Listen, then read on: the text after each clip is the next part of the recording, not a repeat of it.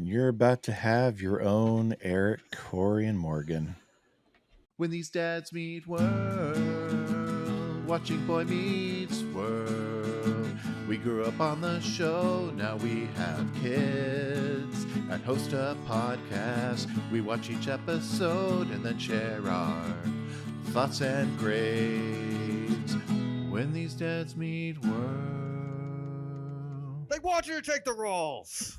Welcome back to Dads Meet World, your weekly deep dive into that classic 90s show known as Boy Meets World. I am one of your two dads, Tyler, and helping me go step by step through this show. Day by day, it's dad number 2, Brett Ismensky. Ah, very nice. Brett, how's it going? And I gotta say, Brett, that theme song we have is an original, so no one's gonna copyright that sucker. Oh, yes. I was telling Tyler off mic about a rough day I had at work with a copyright troll managing to circumvent copyright protections on one of 50 videos I put together with the same copyright bed, but or the same audio bed. But no, other than that, it's going good. I took the family out to see If the other day. Ooh, very nice. How was on that? a long weekend. Yes, that was very good. I recommend it for any fan of movies. Very original story. John Krasinski does it again. I will put this out there for any parents with sensitive kids. There is some potential for crying there for your little ones, or even for you adults who might be a little bit sensitive.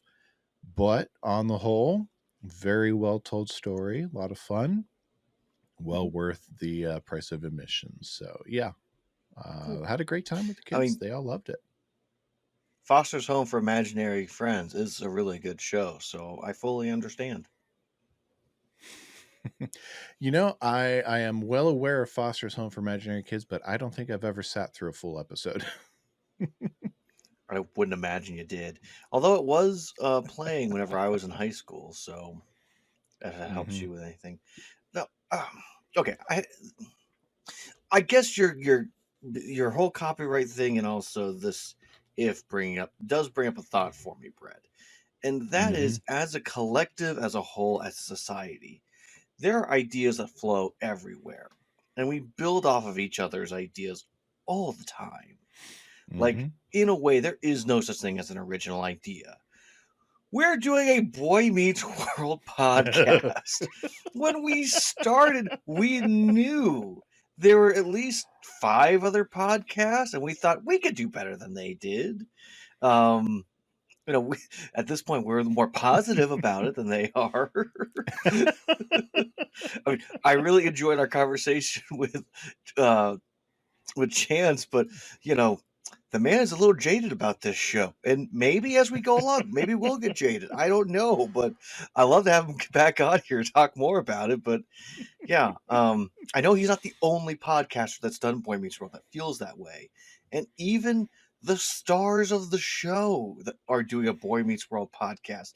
Literally, good-looking people. The day we had our first meeting to discuss this podcast and what we wanted to do, there was a news article that came out. My wife sent me that said, Boy Meets World stars are doing their own podcast, and it's releasing right around the same time we are. Yeah, those punks. But again, they have a giant brand and iHeartRadio behind them.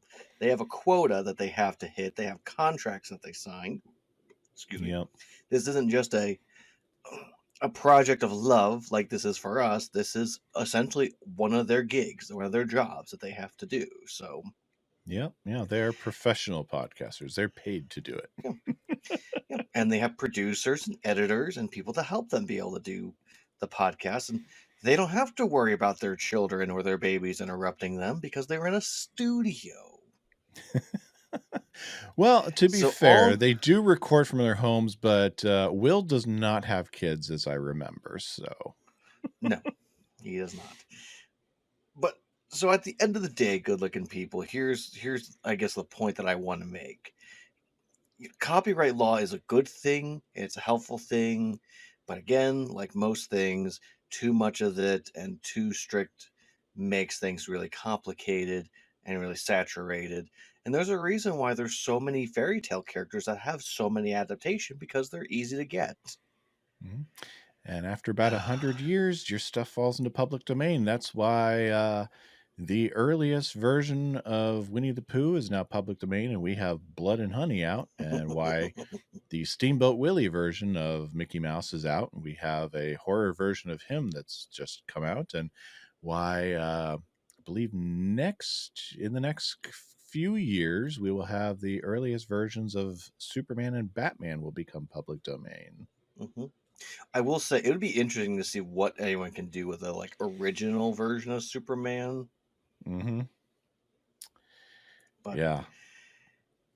yeah, I don't know. At the end of the day, Brett, everyone's just trying to do their best and trying to make up things, and some people's ideas are going to be the same, and that's just the way it goes, and it's okay. It's Just not think. like we're Hollywood elites trying to push our children to be a part of a Lion King reunion show. Oh, I saw that video. I feel bad for North. I do too. Nothing. I mean, Ugh. looked like he was having fun, but or no, She. she Yep. looked like she was having fun, but yeah, she's gonna get a lot of crap for that. That's undeserved on her part. It's all on her parents' part. Well, she comes from two very unwell families that have lots of money, so Yeah. you know, Hollywood. Yeah. Oh yeah. Her mother got famous for showing off herself in a tape, and continues to show off herself. Her mother's famous for being famous, and yeah. Her aunts are famous for being famous, that's for sure, and dating famous people. Do you remember when Reggie Bush was dating Kardashian? When he got a ring, Oh she yeah. was getting a ring. The worst Super Bowl ever, in my opinion. I'm still Yeah. annoyed about that onside kick. Just recover the dang ball. Game's over. Can anyone tell which NFL franchise Tyler is a fan of? I've worn the hoodies on here before. People should know. Brett, we need to get into this episode. It's time. I would agree. Well, good looking people, enough talk about Hollywood and all the whatnot there. We're going to get into the 15th episode of Boy Meets World, 4th season. Incidentally, our 96th episode of Dads Meet World. We're almost at 100. This is Chick Like Me. Nice.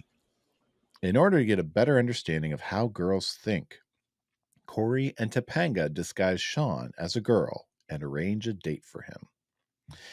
This episode was written by Steve Hibbert. He has 6 episodes. We've already watched Singled Out. We'll also see him again for Quiz Show, Security Guy, The Witches of Pembroke, and Honesty Night. Directed by Jeff McCracken. Originally aired January 31st, 1997. We'll get this was 1 week break in between episodes, between this and the last one. And currently enjoys an IMDb rating of 8.5. Now, Tyler, last week's episode, that we covered, got a Wheels had a 15.86 rating from the Nielsen's. After that 1 week break, what do you think Chick Like Me pulled in with Shawn running the halls of John Adams High in drag? I'm going to go, we're sticking around 15. All right. You lose the showcase. We had to drop down to 13.7. As it should. Yes. Well, maybe they got early look at Cory dressed as a lady. Make Cory pretty. Make Cory pretty. All the makeup in the world, as Shawn puts it. No, we'll get there. Yeah, we will. Well, okay. Can we just address the elephant in the room super quick before we get started, Brett? Yeah, let's put it out there. In the 90s, people looked at dressing in drag and also in general of when it comes to identity and sexuality, how fluid it truly is, differently than it is today. This episode does not hold up for today's standards. This would not be a show that they would do today. Again, I state that they not just do this time, but they will do it again in the future. Yes, You this is know, not the last you time we'll put see this trope. you put funny people in a dress, it's funny. That's essentially what the gist of this is. I will say they do make some really solid points this episode, and it is a good episode. Um, but I think we need to give this episode grace. We need to give the actors grace. Um, it's not easy for actors when they're asked, "Hey, wouldn't it be funny if you were not you and you were a different sex?" Ha ha ha! That'd be hilarious. I think about the movie She's the Man, a movie that my wife and I love. It's one of the movies we bonded over. But it's a movie that Amanda Bynes, star of the movie, who played both a boy actor and a girl actor, essentially, two characters, questioned herself when she got done of, am I actually beautiful? And that's really rough. And so, Mm-hmm. even I did listen to the Pods Meet World episode on this, and I know that Ryder Strong had weird feelings about this, especially when the parts they're like, "Hey, you're really beautiful," and all of them go like, "That's just Ryder Strong in a dress." Like, you know, yes, he is a good-looking person, but beautiful, really? Um, Mm-hmm. so yeah, I think it's just good for us to get that out of the way before we get into this episode. Yes. Yeah. Remember, good looking people. We're looking at this through the lens of 30 years ago television. This is a product of its time. And at its core, it is teaching a good message at its heart. And that's the message we'll be looking at. And yes, we'll be laughing at some jokes along the way. Yes, we'll probably point out some things that aren't as, that probably don't hold up or maybe aren't as sensitive as they would be Mhm. today. But all for the most part, we'll be looking at it through the lens as it would have appeared 30 years ago. Yeah. No.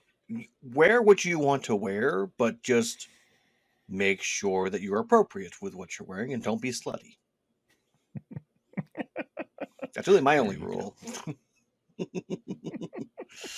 uh, well, Brett, let's get into this episode.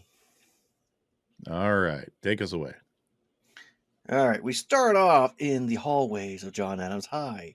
Cory is very proudly standing with Shawn, and he's showing him, looky, looky, I have an article.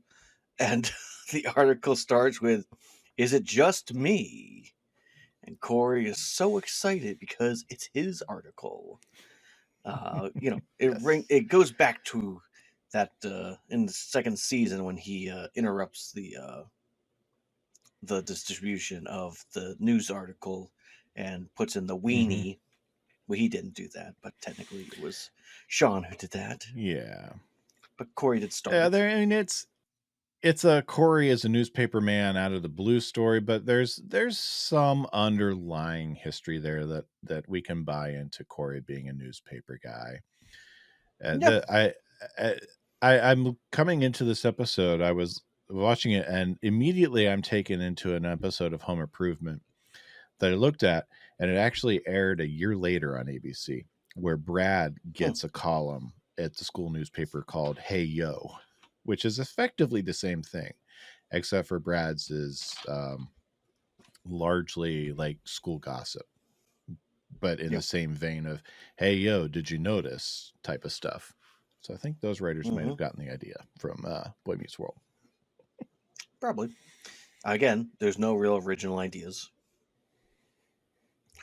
There you go. So yeah, essentially Cory has an article. It's basically a joke column, meant to uplift people because the world's getting serious and they need some humor to lighten the mood. Mm-hmm. I Honestly, support it's a good Cory's reason why mission we in started that. our podcast. Yeah. Yes. So he wants to know, have you noticed that paste doesn't taste the way it used to? Is it me, or is Homer Simpson getting too old to be on the show? Shawn is just And yeah. not impressed at all. No, Sean's got Like- his own inquiry. Mhm. I mean, Why doesn't the girls' swim team wear high heels? yes. But, okay. One of the reasons I know for my wife that we started this podcast is because I'll go on, have you ever noticed in this TV show there's this thing and there's another thing and another thing? And she's like, don't care. I'll be like, hey, Boy Meets World. Here's a Boy Meets World quote. And she's just like, oh my gosh, I don't care. My wife's very loving and supporting, of course. But there's too many thoughts up here, especially about this show, that I have to get out. Yes. Otherwise, your head will explode. Yes. But Topanga and her best friend Debbie, who, Debbie, she's been around. She's been doing a lot, and there's always been a will they, won't they with Shawn and Debbie. Yes. We meet Debbie! We finally meet Debbie! Yes, we get Debbie. Well, let's talk about Debbie. No, but I want Debbie. There is no Debbie.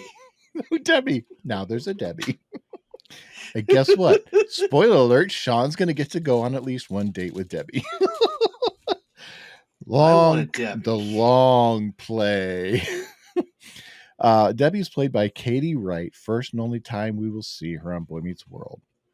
21 acting credits to her name, including The Wonder Years, Abduction of Innocence, Melrose Place, Idle Hands, Walker, Texas Ranger, and others. Has not been in front of a camera since 2001. And fun factoid ties in with one of Cory's Is It Just Me? She is actually, as of everything I could find, currently the wife of Hank Azaria, voice of characters on The Simpsons as Moe, Chief Wiggum, Superintendent Chalmers, and many, many others. Mm-hmm. He's like their go-to for random voices. Oh yes, his IMDb list of character voices on The Simpsons is like a page unto itself. I'm not kidding. Go look at people. Go look at it sometime. Yeah.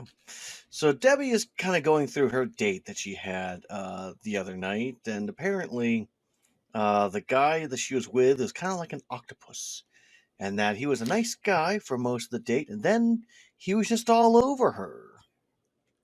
Mm-hmm. It's an apt analogy. I kind of like that idea of all of a sudden it was octopus time. Mm-hmm. Yeah. And Cory and Shawn over here, of course. More Shawn than Cory. Oh, excuse me. Yeah. And we get so the not all guys. Yeah. Shawn tries to join the conversation, says, no, not all guys are like this, and are interested in going on the date and getting to know people. Mm-hmm. And unfortunately for Shawn, he has a reputation. And Debbie, who, again, Debbie's been around. She knows. She's been here the whole time. We constantly are seeing Debbie. And so she knows that Shawn is just like the guy that she went on a date with. Mm-hmm. And unfortunately for Shawn...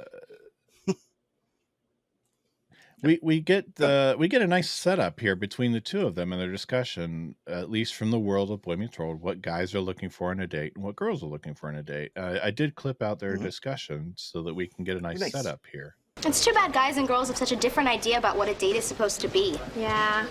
What goes on in their heads? Want to find out? There's two of them. Hey, what goes on in your heads? Topanga. 24 hours a day, it's the Topanga channel in here. Who's a good boy? Debbie, don't you think that guys and girls are looking for the same things on dates? Well, girls are looking for an evening of good conversation and, the sense that you've made a genuine connection with another human being. You're not interested in making out? Well, maybe I am and maybe I'm not, but it shouldn't be expected because I went on a date with you. So how are we supposed to know what's okay? we'll let you know. Well, you don't let us know very clearly. Yes, we do. You just don't listen. You're too busy planning your next move to hear us say no. What? I do like the clear of, we don't know if we want to make out or not. It's really something that we have to wait to see. And if we do, we'll let you know. He's like, well, how are we going to Mm-hmm. know? It's like, well, stop trying to plan your next move and you'll find out. What? Yep. It's very clear Shawn is not paying attention to that conversation. He's thinking Mm-hmm. further beyond. Mm-hmm. No, he's trying to trap her in a aha, got you, instead of actually paying attention and listening. Mm-hmm.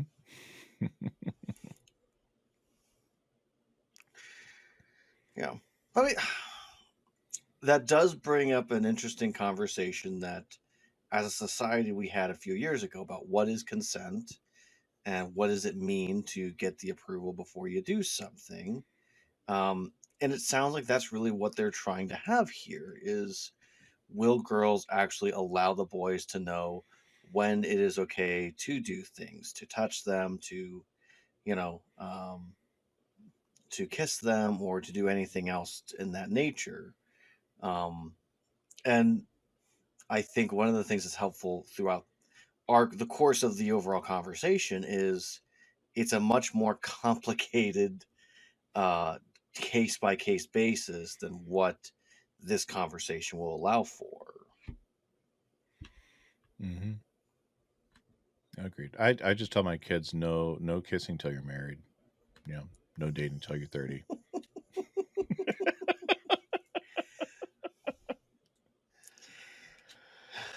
Oh Yeah, yeah, it Brett? doesn't work. No, it doesn't. They're teenagers. It doesn't work. No. But Cory is completely whipped in this moment. Up here is the Who's a good 24-hour boy? Topanga. Good boy. It's a treat. I mean, one could Yeah. say that Topanga is full-blown training him. Oh, Somebody doesn't listen. not one could say he is. He gets a treat. Mhm. Yeah, but we get to meet Gary though. Gary, who was on the date with Debbie. Mm-hmm. Yeah. Yes. Gary is a giant jerk that comes out of nowhere and is again only in this episode.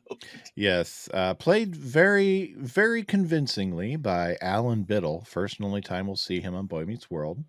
40 acting credits, including The Parenthood, Seventh Heaven, Buffy the Vampire Slayer, Walker, Texas Ranger, Dawson's Creek, NCIS, Take Me Home Tonight, Bones, A Long Stint on All My Children, and more. Very nice. Yeah, maybe you'll have to Yes, start but memorizing the Buffy the Vampire Slayer theme so you can hum that out since we're getting away from Step by Step. no, that's Josh Whedon project. I will not be in support of that. Yeah, I do love that they kind of just Debbie and Shawn just kind of end their conversation annoyedly with each other because neither one of them is really listening to the other, and they both walk off scoffly. Yes. And Topanga leaves also annoyedly, and then Cory's just sitting there, is it just me, or is it just me? Yes, which is a great little joke right there to end the scene. Oh yeah, fun little out to get the break. Mm-hmm. Yes, we transition to Feeney's classroom, and he's teaching about a book. Maybe he's teaching about civil rights.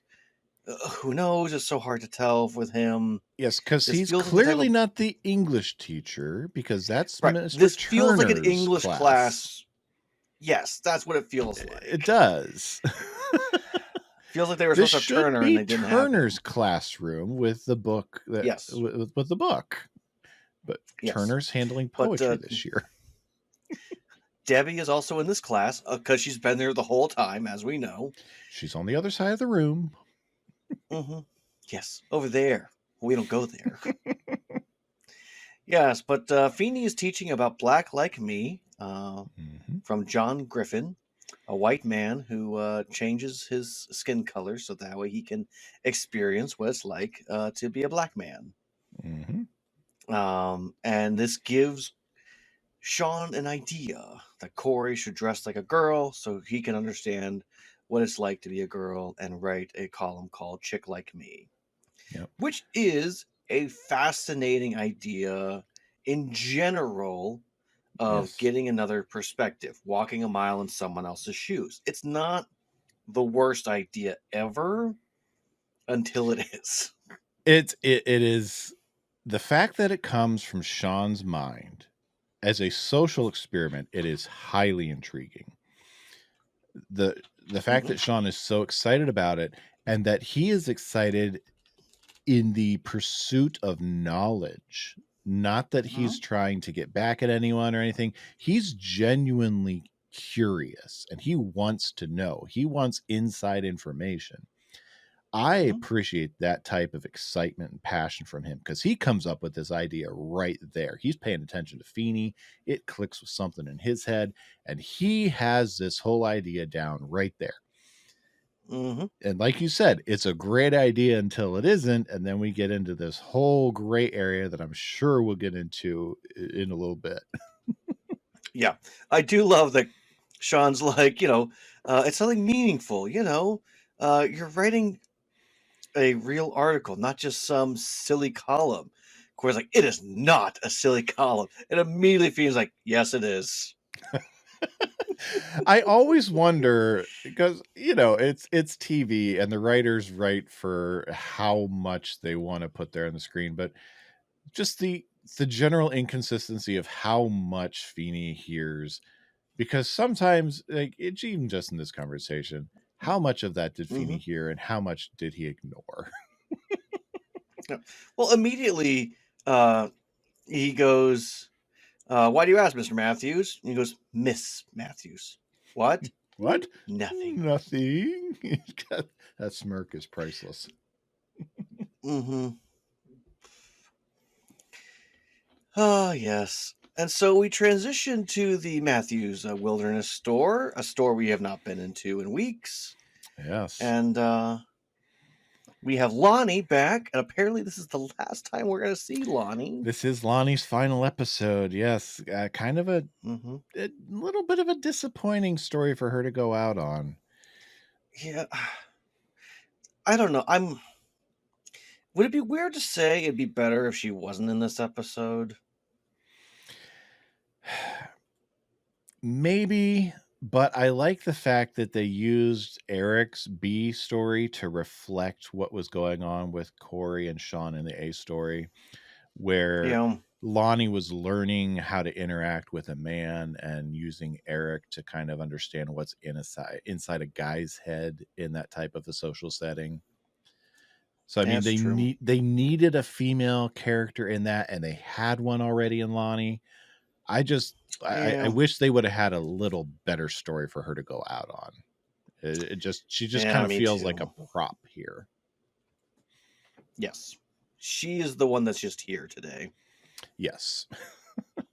So see, the she's just here shirt really applies to any female character that Michael Jacobs just wants to use as a prop. That unfortunately is very true. Sadly. But we have Lonnie, and apparently there's a gentleman who's trying to buy a tent who is flirting with her, and she doesn't realize it. And she eventually scares him away. Yes. Initially, they were going to go on a date, and then he was just going to buy a tent, and then it was, I need to get away from this crazy lady. Yes. Now I want to share about Dave a little bit for you, and here's why. Go for it. We're not going to see Dave again, or the actor Mark Arnold on Boy Meets World, but Mark has 147 acting credits under his belt. A lot of them are shorts. Wow. But he was in Teen Wolf, the Michael J. Fox Teen Wolf, not the MTV series from a few years back. Wings, Desperate Housewives, Criminal Minds, What Would Jesus Do? Tim and Eric, Awesome Show, great job. Bridget Jones's Baby, Kingman, The Golden Circle, Blade Runner 2049, Angel Has Fallen, A Christmas Story Christmas. He was in Zack Snyder's Justice League. Not a big part. He was a technician. but it's big enough part to be credited. Technician. Yeah, he was a technician. Like, I'm not even sure what part he was might have been a Star Labs technician. that's what I was But wondering about. he's credited as a technician. Cool. But yeah, I had to get that in there for you. Yeah, he's got almost 150 acting credits under his belt. Nice. And he was scared off by Lonnie. Yeah.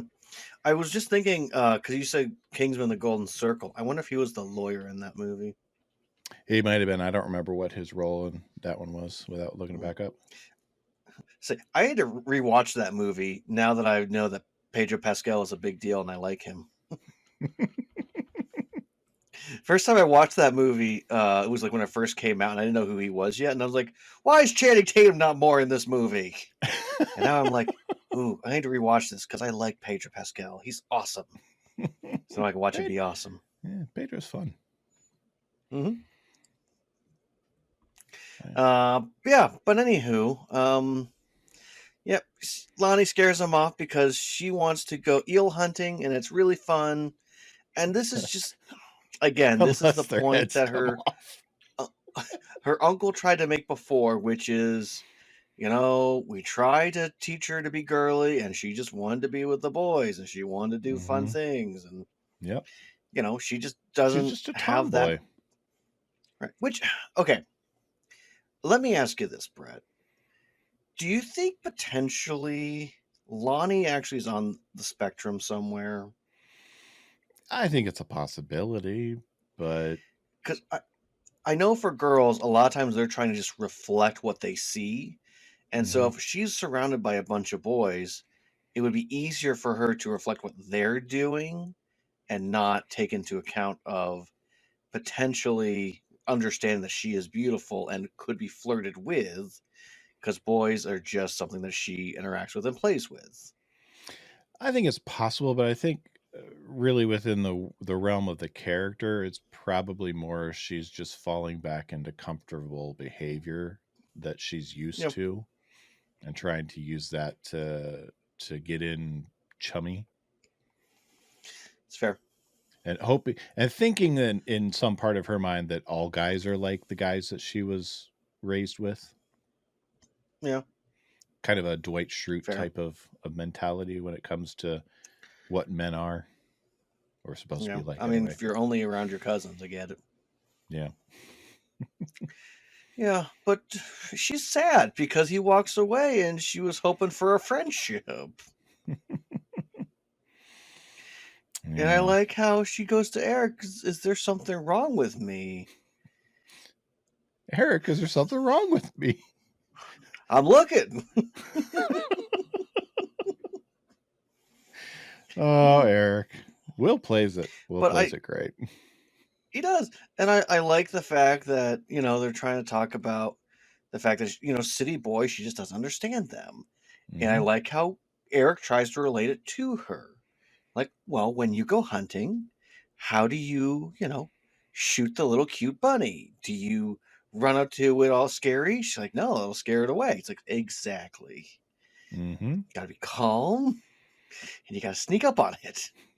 Yeah, Eric's advice is surprisingly solid to me. I mean, he's taken that from her life experience, applying it to the immediate situation.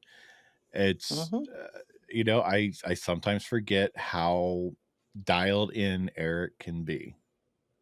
Yeah, and she just says, I'm gonna need practice on a city boy," which Eric starts to giggle with excitement. Yeah. But here's my question, Brett. Why didn't they go on a date? Do like a practice date like Joey and Rachel did at one point? It would make sense to do that. They didn't have the budget for another set. Probably not. They didn't want to redress chubbies. We get to probably my favorite scene in the whole episode, Brett, because we get to the Matthews household. Alan is sitting at the table. Amy is preparing dinner, and they walk in and they're like, "Oh, hey, how's your day? Fine." And What'd you do? Alan goes, Nothing. what did you do at school? Nothing. And he's like, hold on, wait there.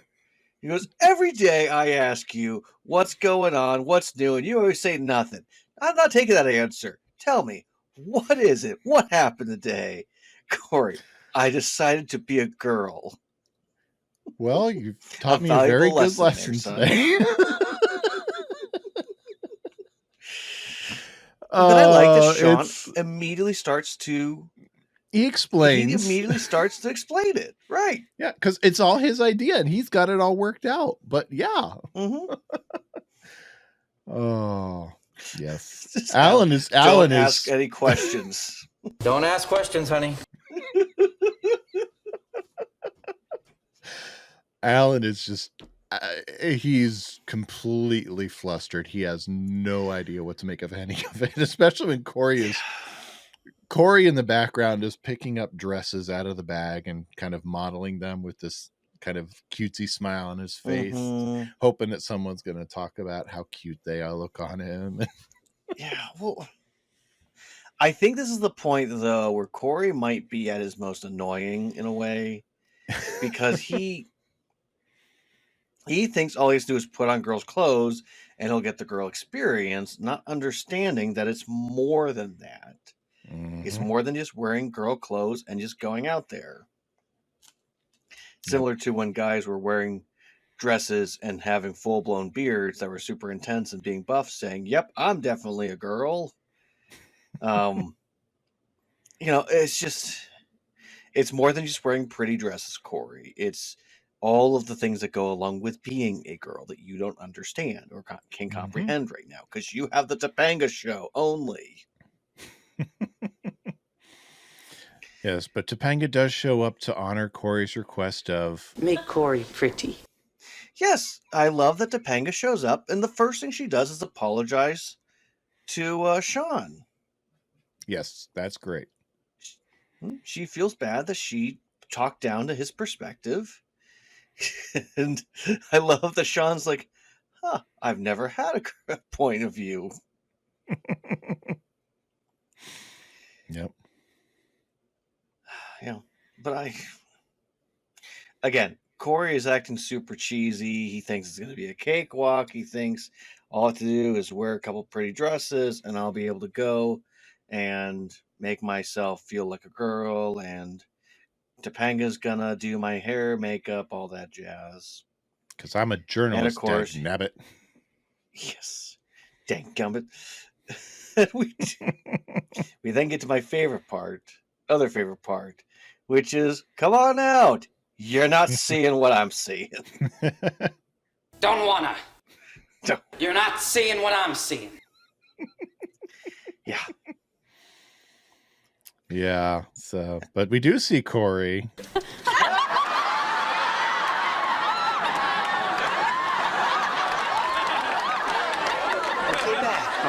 Bad. I knew it. I look fat. Fat is the least of your problems, baby.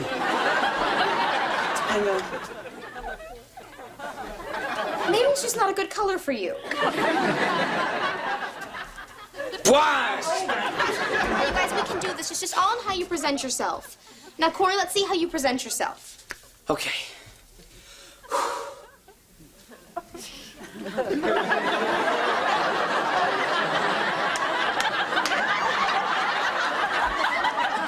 Was that all right? Not even on a desert island. Now, I'll say a couple of things. One, Danielle's face acting through the rest of this episode has me in stitches because her expressions are so on point when Cory will show up out of nowhere and she's not expecting it as Topanga. She's just right there, comedic genius. Two, they do fall into some of the really low-hanging fruit comedy of stereotypical I feel fat type of humor. And fat's the least of your worries, and not even on a desert island. Really, really laying into Cory is an ugly girl, and Yeah. maybe there's someone out there who finds Ben Savage and Drag attractive, but they did play up the fact that he's really not that attractive as a girl. But it's not like anyone did him any favors in what they dressed him in. They purposely tried to make I'm him look sure gross. I'm sure their costumer did a lot of work to make sure he did not come across as well as they could have. This is Hollywood. They could have done a lot of work to make it work out for him. I'm sure they did a Uh-huh. lot more for Ryder. Oh, when he is there at the diner at Chubby's, he actually doesn't look that bad. It's just they purposely made him look super awkward. Mm-hmm. And I will say this will curtail a little bit for me, I guess. I think a lot of times when women feel unconfident and awkward, they present themselves in a way like their body language doesn't allow them to be relaxed and loose, and thus they don't look as nice. And it's not because they're not beautiful or they're not pretty, it's just they're not confident. um a lot of times, like my wife and I will check ourselves and we'll go, hey, how does this look on me? What do you think I look happy in this, essentially? Mm-hmm. And it's never like, do I look gross in this? It's just, do I look like I want to go and have people see me? And there's times I'll have to go, I don't think you should wear that. You don't look comfortable. Mm-hmm. And even for me, I'll go, does this shirt, like, how does it? And she'll go, no. I'll go, I thought so. Yeah, so it's not just a male or female thing. It's if you're uncomfortable, you're not going to look very nice. And Cory is very uncomfortable. And I don't think he realized how uncomfortable he was going to feel. Yeah. Like you said, just putting on the dress doesn't make you pretty and make you the girl. There's a lot more, Yeah. even just dressing the part. And Yeah. I say that, Oh, remember, this is a product of its time, but Cory just dressing the part doesn't make you the part. yeah. Oh, Brett, I remember in high school there were girls that would wake up at 5 o'clock in the morning just to get ready for school. Mm-hmm. And be like, what are you doing waking up at 5 o'clock in the morning? It's like, there's a lot I have to do before I get to school. Yep. It's like, that is ridiculous. The old expression was, I got to put my face on. Yep. That's what GGK always said. Um, so yes, Shawn tries to help Cory understand how he should walk, and shows off what it looks like. And then, of course, Cory and Topanga look at each other, and Shawn's just like, "What?" And the next thing we see is Shawn is now in drag. And they do a really good job of introducing us to Shawn in the halls of John Adams High, peeking out from behind the wall, sneaking around the corner, Cory very gleefully following. And they've got this really, it's a choice, I'll say. They've got this really lecherous extra following behind for a few steps before he steps off, and then another one that steps into frame just kind of leering as well. They've really set it up that Mm-hmm. Shawn as a girl is kind of a babe. Yeah. Well, okay. Let's see how I can do this. How can I say this gently?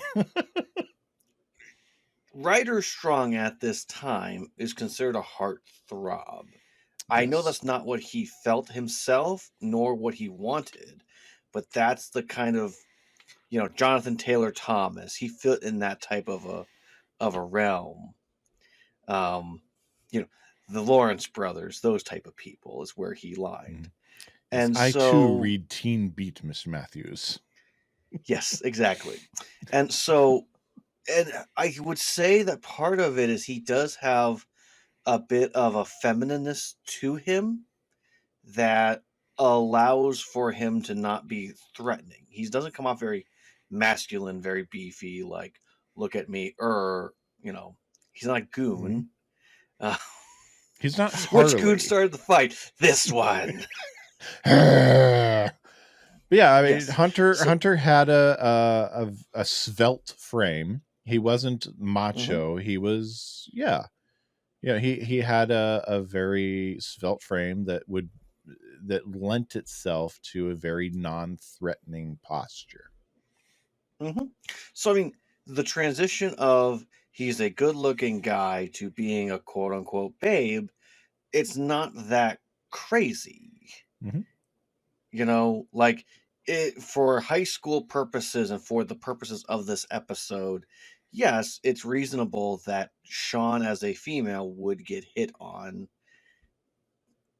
Most girls get hit on just by walking to places, I found it more. whether they want to be or not. Yeah, I found it more unrealistic that all of a sudden Cory, who everyone knows is dating Topanga, is willingly following this new girl down the hall to carry her books and looking Yeah, so happy and starstruck. Yeah. There's always going to be is there more to Cory and Shawn? And this moments like this that doesn't help that conversation. Yeah. And the fear mongering in that essentially, but yeah.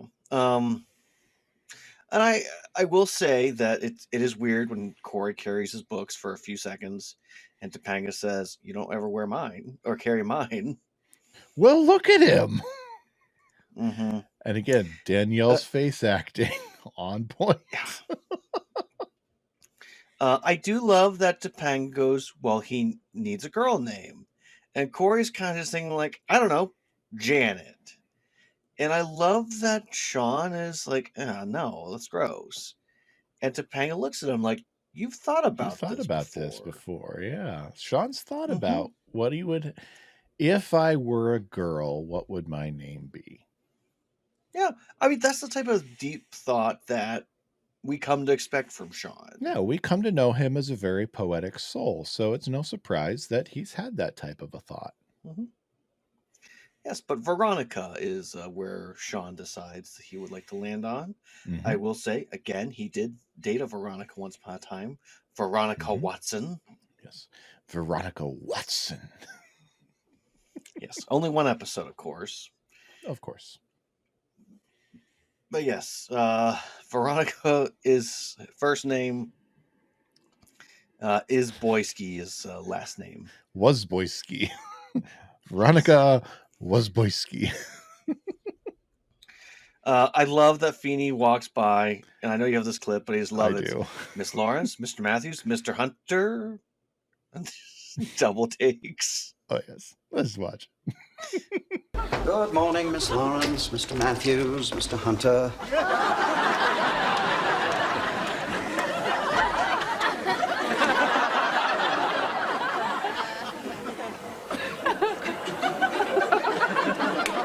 If there's anything you need to talk about, my door is always open. I'm not here to judge. It's for an article we're writing, Mr. Feeney. I am not here to judge. I want to know two things. I want to know how many times they had to do that shot, how many takes, and I want to know if Bill got to see Ryder in costume before that shot. Those are great questions, and I'd love to know the answers to those. I would love to know. It's been too long. I don't think any of them know those details, but I would love to know that. Now, here's my question, Brett. Do you think he's just so used to seeing the three of them together, of Topanga, Cory, and Shawn, he just automatically assumed that Cory, Shawn, and Topanga were standing there together near their lockers? Or do you think he immediately knew that that was Shawn? I think he immediately knew it was Shawn. He's seen Shawn every day for 11 years in this school. He knows Shawn better than Shawn knows himself. So even under makeup and a wig, he's going to recognize him. Yeah. I don't know. I kind of go on the line of I think he was just an autopilot for a minute. Knew that he was standing in the spot he normally is standing in, and the two of them were, or the three of them were talking the way they always do, and I think there's you an know, element of that to it because he does stop and you get looking up, looking down, and realizing what it is he just saw. But I don't think for a second that it was lost on him that I just assumed a girl was Shawn, and I have to go back and look because he turns around knowing it was Shawn under yeah, that hair. I don't doubt that. Yeah, so I think there's an element of both of it there. Yeah. But I love the way that Feeney handles this as a teacher and as someone who cares about him as an adult. Mm-hmm. I am here. There is no judgment. It's I'm for not this. here to judge. Yeah, no judgment. I'm not here to judge, and he just walks away. Mm-hmm. Yeah. Okay, this is also kind of weird because Cory sees Gary and it goes, target inbound. And it's like, wouldn't you just have any guy go on a date with Shawn, but you have to have Gary? Why Yeah, Gary? when did they decide Gary? Is this just for revenge? Is this because Gary's such a notorious Lothario? I mean, why Gary? Yes. Yeah. Is this just because he's the guest star that week and we need him in more scenes and we could only afford one? Yeah. But yeah, I love how Topanga goes, "Oh, hey, Gary, Debbie said you two went out on Saturday." And he goes, "Yeah, we had a nice time." "Hi there, I'm Gary." Yeah, it's kind of obvious that they're foisting Veronica on Gary. But I will say, if it was the other way around, would Shawn not be the one going after and flirting with the new girl? Oh, undoubtedly, yeah. I'm sure he would be. Yeah, it's very easy. Like I almost, look as Gary as like a shadow Shawn. Like all the things they would do with Shawn, they're doing it here with Gary instead. Yeah, I would say so. Maybe Gary's maybe a step or two of a darker shadow. Maybe he's not as forceful. Maybe he's more forceful with his dates than Shawn is. But yes, on the whole, I'd say Gary is a good shadow of Shawn, and for what the story's saying. Gary tries to be a nice guy and say, "Hey, how about Saturday? You and I go to Chubby's." Mm-hmm. And I love how Shawn tries to be like, "Saturday's my date night." It's like, yes, it still will be. And so Shawn agrees, although he's worried because he has nothing to wear. Yeah. Now, I will say this is a this is a standard. Women, they never have anything to wear except Shawn probably only has a handful of items, and one of them is not Shawn date attire. is legitimately wearing the only thing we've seen him wear as a girl right now, so we don't know what else he has. Yes, now because they went shopping for Cory.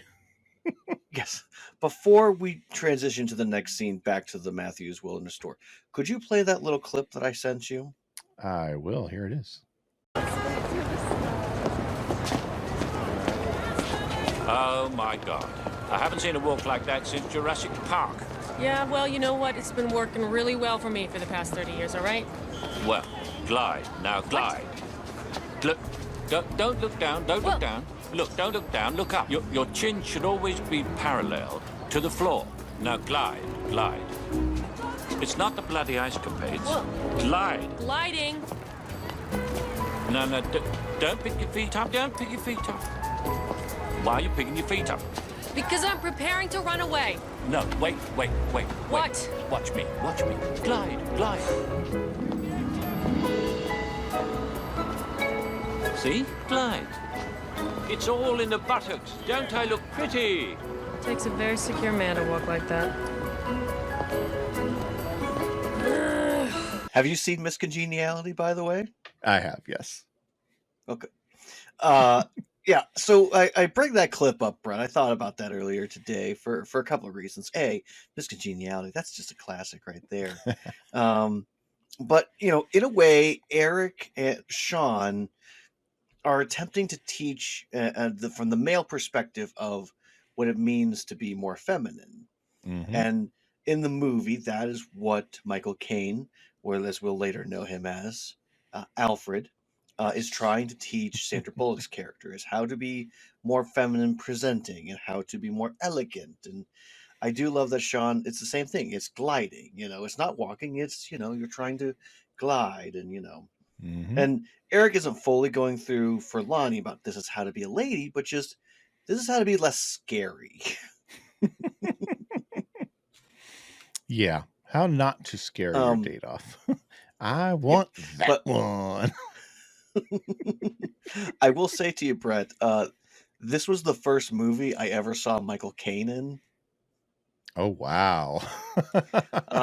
So it was always so funny to me. It was like, hey, the guy from His Congeniality is going to be the new Alfred. I was like, cool. I like him. Oh, man. Mine. I want to say The Quiet American might have been my first exposure to Michael Caine. Either that or something. He's been in a lot of movies before this. I know that. For sure. Yeah. I'd have to look back and see if that really was it. Think of something older though. Anyway. Anyway, we're back at the store and Eric's trying to help Lonnie to be less scary. Mm-hmm. Essentially. And so they're kind of just Eric's trying to be like, hey, when you come up to a guy, this is how you should do it. And remember, you're trying to gently get to your prey and not scare your prey. Mm-hmm. Is this the part where he says, if you give a guy a compliment, I believe so. Yes. What a guy really likes is a compliment. If you give him a compliment, he's yours for the rest of your life. Now, I will say that some of the things he is communicating is not wrong. As a words of affirmation person, my wife has to say very few words, and I feel head over heels for her. Yeah, so for someone like me, no, I don't really need words of affirmation that much myself. I receive love in other ways. I enjoy compliments, but I don't receive love so much in that way. So where Eric's advice might work well for someone like you, Lonnie, compliments would do well for a while for me, but she would need to find another way to communicate with me. Hey, you might enjoy going and grabbing some I might eels enjoy down going the eel grabbing. river. Who knows? I've never tried it. I try to live by the philosophy of don't knock it till you've tried it for most things. That's very fair. I do like how she she puts her arm on him and she said, "This is a nice shirt." And Eric, like, "Oh, like, thank you." And who she goes like, "Well, who made this shirt? Some shirt guy." And then she's looking for the tag and she's kind of like all over him. And so Eric is like very Eric's happy gone. and very content to just be there. Yeah. Yeah. Just be right there with Lonnie. I do love that she goes, "You know what? I'm being too much again. That's what you're about to tell me, right?" And you're like, "Yep, that's what I was about to tell you." What have I done? Let's see, Eric, that's your moment, though. That's your moment to say what you're really thinking. Yeah. And No, I mean, and that is the problem, is Eric could say to her, "Listen, I know you're not good at this, and I'm not actually great at this either, but I do have feelings for you. I would like to take you on a date." And even if that's how it ends, Brett, and we know that at some point they're going to go on a date, and it just doesn't work out off screen, at least we know they tried. Yeah. But as it is, this is the last we get to see of Lonnie forever. Yep, that's it. Eric has broken her, apparently. Alan fires her without cause, and she goes back to the mountains. Yeah. We'll get eventually into our thoughts on this whole wilderness store outside of the complaints we've already had about it. Yeah. Yes, but yes, Gary and Veronica are on their date, and they're looking for their waitress, and all of a sudden, Corina appears, and again, Daniel Fishel as Topanga Lawrence has some She's wonderful there at eye a table acting. reading a magazine, and just her face, her eyes bug out. She is not expecting Cory. Now, he found a costume that fits him. Yeah, no, Ben Savage looks quite pretty this way. He looks a little silly, but still looks pretty. It's like they put effort this go around. Yes. Make Cory pretty. Yeah, no. And again, it has to be more than just you throw on a wig, because good-looking people, for the purposes of fun at youth group, I've worn a dress multiple times as a teenager. I never looked pretty. Nobody thought I looked pretty. I looked ridiculous. Was anyone trying to make me look pretty? No, but that was the joke of it all. I would compete against the girls and beat them at the competition because, ha ha ha, funny. But yes, when you actually put an effort in for this scene, which they did for both Ben Savage and Ryder Strong, they both look pretty. I'll say it, Brett. Yeah, and he finds the voice for Cora. You know? Yes. No, don't want you to. Very nice. Yes, I love how Cory shows up and he goes, Cory? Cora. My hosiery is bunching. Flirting with Cora's flirting with Dave, or not Dave, with Gary. Calling him sweetie and baby. And Shawn's got Veronica's got a healthy order there. Yes, no, Gary's usual order of a double cheeseburger and one chocolate shake with 2 straws. The classic 90s. We're gonna share a shake and mono. Yes, and Shawn orders the same and a steak. Yes. 4 straws, 2 drinks. Oh yes. I mean, it does make it go faster getting the shake out. Brett, I have to ask you, because this did come up in the other podcast, and so let's talk about it. Do you think that this is in the show them trying to show that Shawn is masculine because he wants steak, or do you think he's getting a free meal, so he's getting a steak on top of it? I think it's more masculine, and he's wants more meat than just the burger. I think Shawn has always been shown to have a healthy appetite, and he's just hungry. That's fair. I mean, normally he's paying for a date, so I'm honestly under the belief that he's like, hey, I get a free steak on this, so why not? I have no problems with that theory, though. Yeah. I mean, this is the first time we're hearing that Chubby's has steak, so why not? It is. It really is canonically the first time we hear steaks at Chubby's, isn't it? Yes. Vivacious little eater. Yes, but we have gotten hints, Brett, that Gary has been a little on the handsy side with Veronica so far, and it's kind of making her, I'll just use that reference for the moment, a little uncomfortable. Yes. So much so that he puts his hands on her knee, and she walks away, and Topanga... I clipped this part. Yeah. Ooh, good. So, you having a good time? Little trouble breathing. You're crowding me a bit. Oh, maybe you're just tense. Now, how about I rub your shoulders? You know, I didn't ask you to do that. Yeah, but doesn't it feel good? You're not listening to me. Whoa, you're a strong one. Yeah, I play a little field hockey. Yeah, I knew that. Because the first thing I noticed were your legs. Yeah! What's the matter? You just don't listen. You're too busy planning your next move to hear us say no. What? Where are you going? He touched me. Where? On my knee. It's my knee. What makes him think that it's his knee?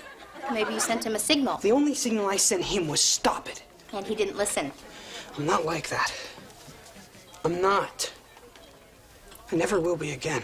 I love the response that he has. Mm-hmm. And not, I don't love the fact that he felt his body being violated. I hate that part. Yeah. But I love the fact that he's like, I'm not like that. I'm not. I won't be again. Because he knows he's lying to himself when he says, I'm not like that. But we've seen you on dates. We know you're like that. And unfortunately, we will still see you being a little bit like that, Shawn. Yes, because unfortunately the lessons learned tend to fade over time. But I think even I think some of this lesson will stick with him, though. Yeah. I mean, 2 weeks after Topanga leaves, he does get a little desperate, but very true. The girls wanted to make out. At least one of them did. Oh, yes. They wanted to find Rushy boys. But we'll get to that, good-looking people. Yes, we will. And so I do love Topanga's response in this. Maybe you sent him a signal. Mm-hmm. You know, the classic, what was she wearing? Yep. How can you wear that and expect not to get oogled or, you know, send a sign to a boy that that's what you want? Mm-hmm. I do like then we move to, you know, Gary come up, hey, I'm really sorry with what happened. I didn't mean to be aggressive, and nobody respects women more than me. Will you forgive me? Red flag. Yes, red flag for sure. Yes. And Cory speaks for Veronica and says, of course. And nudges Shawn back over there. And Now, Gary is it just says, me, or does Cory sound? Does Cory sound like she's a pack-a-day smoker? Yes. Most definitely. Yes. In fact, this is her second job. She has to have the second job to keep up with the amount of smoke she needs. This job only pays for the carton a week. Yes. And so they go to play foosball, and of course, Shawn's actually pretty good at playing foosball. And Gary makes a move, apparently, that Shawn says, nice move. And he goes, let me show you how to do it. Mm-hmm. And again, gets a little handsy. And Shawn, as Veronica, makes it very clear that that's not what she wants or he wants. Gosh, it's getting confusing. And he's like, whoa, I thought you knew what this game was. And he's a little confused, like, what do you mean? He goes, well, based on the way you're dressed. Like, I wanted to look nice. Yep. Well, I thought you were. Don't you think I'm a nice girl? Yeah. And then he pulls out the accusation. Well, beating you think you're more into girls. Yeah. Which of course Shawn takes. As a matter of fact, I do. Yeah, as a matter of fact, I do, and there's a right hook for him, and of course Cora comes over, and nice little bit of comedy, leaves the check for him, and date's over, I guess. Yeah, I like how he says, "For every girl I've ever known." Mm-hmm. And I don't know, this might be a little too serious and all, but when the Me Too movement hit, I did have a serious conversation with my wife, and I said, hey, is there anything we've not talked about? And she goes, yes, little small things have happened to me. I'm like, tell me everything. She goes, it's not a big deal. It's just some things have happened. She goes, honestly, honey, every single woman has experienced it in some way, shape, or form, whether it's small or big. It's happened to all of us. Mm-hmm.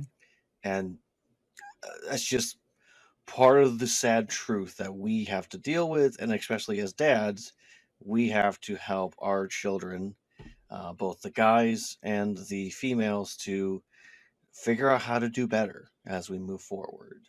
Mm-hmm. So, That we do. yeah. But yeah, this nice little moment of camaraderie as Shawn and Cory stand over top of him, and Topanga joins them, and the three of them walk Arm in off arm off arm in to arm. leave Chubby's with Yes. with Gary on the floor nursing with probably a black eye and a check to pay, and not quite sure who that was that just left, I guess. Yeah. A little Because confusion. Shawn doesn't like take the wig off or anything and reveal that he's been dating a dude or anything. It's unless he reads the article, there's no real clear indication here that Shawn ever reveals to Gary that he was the one on the date with him. Mm-hmm. Yeah. That is the interesting thing, is we never get a reflection afterwards for Gary. Yeah. Maybe Gary doesn't fully play for one team, if you know what I mean. It would be, I mean, we don't have the time in the episode to see if Gary learned anything from it, but it would be interesting to see if there is some learning for Gary. That would have been nice. Yeah. But again, one time player in this game, I guess. Yeah. I mean, we see learning from Shawn, and that's what we're here for. Mm-hmm. But there is much appreciation for the article. Mr. Feeney is actually impressed for the work that the two of them did. Debbie is also quite pleased, because I'm assuming there's a point where Cory had like lines that Shawn said, so things that he learned in this experience. And, Debbie it makes it clear that she has some interest in Shawn. And Shawn just says, well, if you just want some good conversation, I'm your guy. Yep. And the two of them apparently go off to have conversations. Yep. Shawn finally gets to have that date with Debbie that he's always wanted. Mm-hmm. Yeah. I know we're not there yet, Brad, but in the girlfriends club, wouldn't it make sense for this girl to be in that club? It would, yes. We'll get there eventually. There's always one girl that just really bothers me in her inclusion in the club, but we'll get there. Yes, we'll get there next season. Yes, but Topanga asks Cory, "What's the matter?" "My hosiery's bunching." And Cory's clearly not wearing a dress again this time. Yeah. And that good-looking people is an episode. Oh. Feeney's excellent article, troubling photographs. Yes. But yes, that's the episode. So Tyler, you got some deep dives for us? Yeah, I do. People. Am I the only one who read the summer reading list? All right, so let's start off with the inspiration for Chick Like Me, for I'm assuming both the episode and also for Shawn.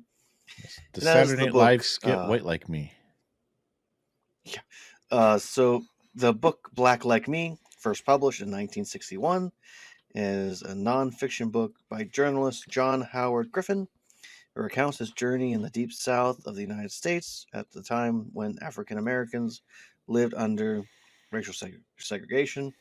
Griffin was a native of Mansfield, Texas, and had his skin temporarily darkened to pass as a black man. He traveled for 6 weeks through the racial segregated states of Louisiana, Mississippi, Alabama, Arkansas, and Georgia to explore the life from other side of the color line. Sepia magazine financed the project in exchange for the rights to print the account of the first as a series of articles.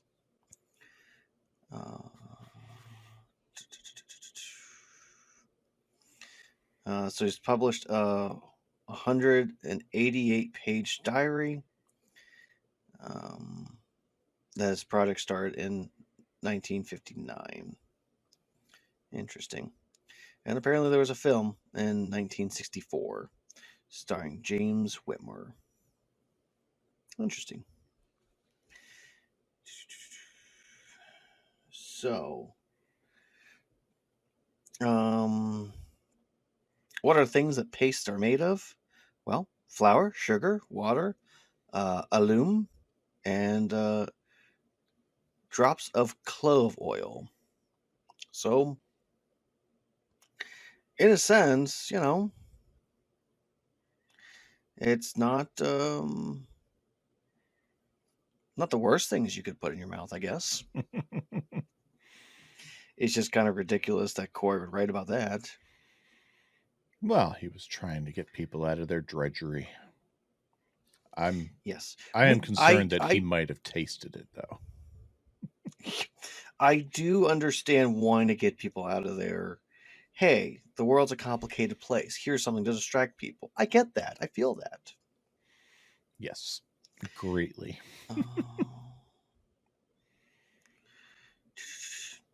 Well, I had an article about hunting, but I guess we'll do it this way, Brett. Since I'm a hunter, I can't speak on this. When you go out hunting, at least the way I go out hunting, I only go out hunting for deer. I can't go spring up on the deer. I have to let the deer come to me. I either need to go, I can walk around, and I need to stop, wait, walk around, stop, wait. I normally go, I sit in a stand, and I just kind of sit there, and I am being observant. I'm trying to watch. I'm trying to wait. There are people that are more skilled than I who do calls and everything. Like for like archery, you do have to do calls to see if you can get them up to you, because with a rifle you can shoot them from half a good way distance. You basically have like 30 feet is easy to clear, even for bad shots. But with a bow, you got to get them right underneath you, essentially. With a lot of other hunting, a lot of it again is you have to wait for them. For turkey hunting in particular, you cannot move. You have to set yourself up and you're stuck at that spot until you're done hunting. You cannot try to chase hunt, or you cannot try to follow the sounds of any turkey calls, because more than likely it is someone calling turkey, and that's how people get hurt. So yeah, hunting is not the safest thing to do. I don't recommend it for people that have weak stomachs. And at the end of the day, it was a good analogy for Lonnie. Very much so. So Brett, what are the reasons why teenagers and kids will say they learn nothing or nothing's going on? Well, one reason, Brett, is they just don't want to talk about it. Their day is their day, and you don't need to know. Another reason is they find it hard to talk about it. It can be difficult to express and explain themselves. It might not seem hard, but remember, kids and teens don't have the same level of communication and conversational skills as we adults do. So kids don't always tell us about things, and they don't always want us to find it easy to do so, or don't always find it easy to do so. I guess there's only two reasons. Basically, they don't want to, and they can't. Yep, pretty much. That's why we learned very quickly in our house. If they say, "What happened today?" Nothing. What'd you do? Nothing. All right. So first period, what'd you do? What was the class? Second period, they learned very quickly that we would do that. And so they'd sit down at the dinner table and say, so first period, we did this. So good looking people, if you're a parent and you struggle with your teenagers telling you how their day went, do that. You'll get there. Yeah. I will say it's funny because we've started, ask Grayson, how's school? What'd you do today? The school. Oh, what special did you have? This special. How'd it go? What good? Okay. Is there any information you're willing to give us about your day? Did you play with anybody? No. Yeah. Now, I will say, I volunteered and driven school bus taking kids on field trips that my son is in class with. I know for a fact he has friends. He just doesn't tell us about them. Yeah. All right. So let's talk beauty standards real quick, Brett, for the 90s. All right. Apparently in the 90s, there was the rise of the supermodel. Gave way to beauty standards leaning on a very thin body with no curves. Additionally, the fashion during this decade focused on showing women's stomach and wearing oversized clothing. So, in a way, it does fit because we see Lonnie's stomach and the rest of her clothing is kind of on the baggy side. Yep. So, I mean, everything the boys wear is baggy for sure. Yep. Yeah. Come on.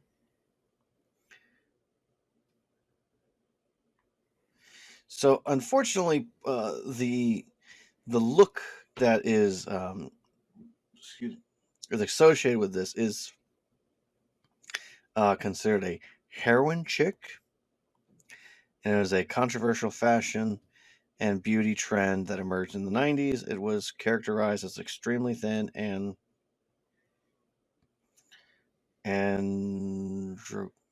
androgynous. Androgynous, yep, body type, thank you. Pale skin, dark circles under the eyes, and unkempt hair.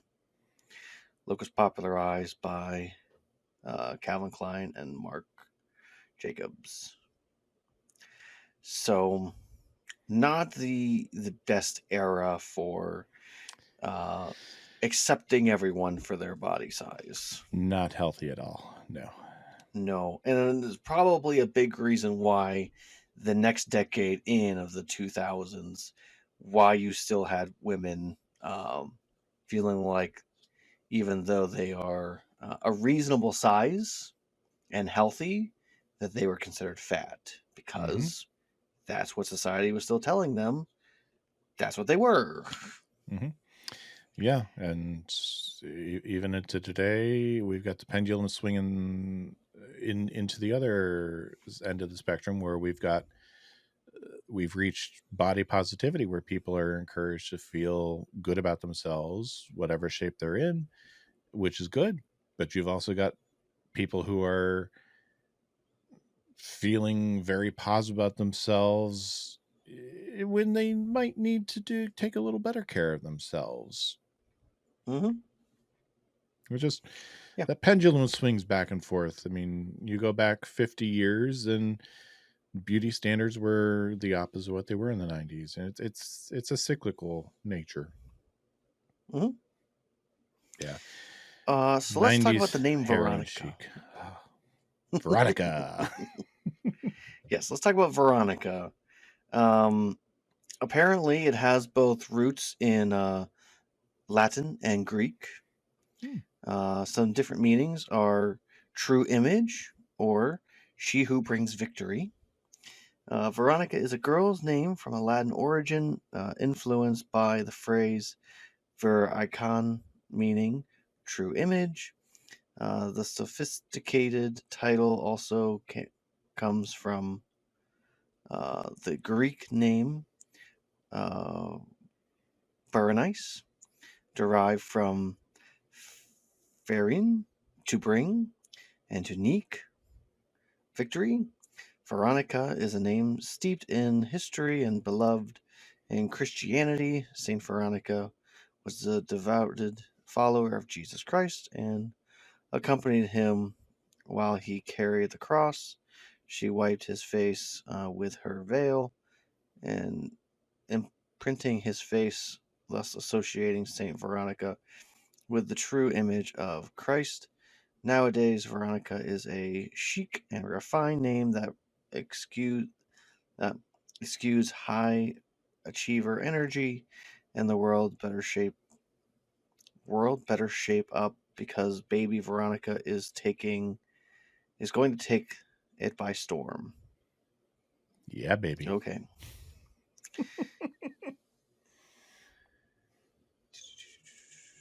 I'm guessing someone named Veronica wrote that.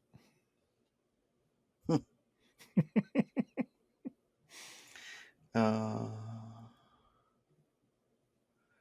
the bump ranking.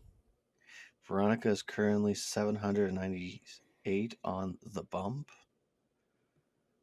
Veronica is currently not 592nd on the bump's girl name. U.S. births. Veronica is currently 447th in U.S. births, 410 in U.S. female births. Apparently, from in 2023, there were less Veronicas born than in 2022. And there's currently a downwards trend. Interesting. It's funny because you see, I have a little graph that shows 1880, the 1953 to 2024, and right around, I'm guessing the 90s is where it peaked. So fascinating. Cory says something, and this is the last one, about tipping is not a city in China. Apparently, this is a very long and old joke about how tipping in China is considered an offensive thing. Yeah, because at one time tipping in China was frowned upon, but that changed as the country catapulted into the 21st century and rapidly assimilated many Western customs in large international cities like Beijing, Shanghai. It's now common for travelers to tip sky caps and bellhops. For taxi drivers, it's usually appreciated to round up the fare to the nearest dollar. Tipping is much more common in Hong Kong. Most hotel porters expect it, and it's about 10% service charge in addition to restaurant bills. But it's customary to leave even more than the outstanding service. So I felt like you were going to say something before I started talking. Oh no, I was just I'm familiar with the reference and just the fact that most countries outside the United States, tipping is not something that is welcomed or encouraged. Yeah.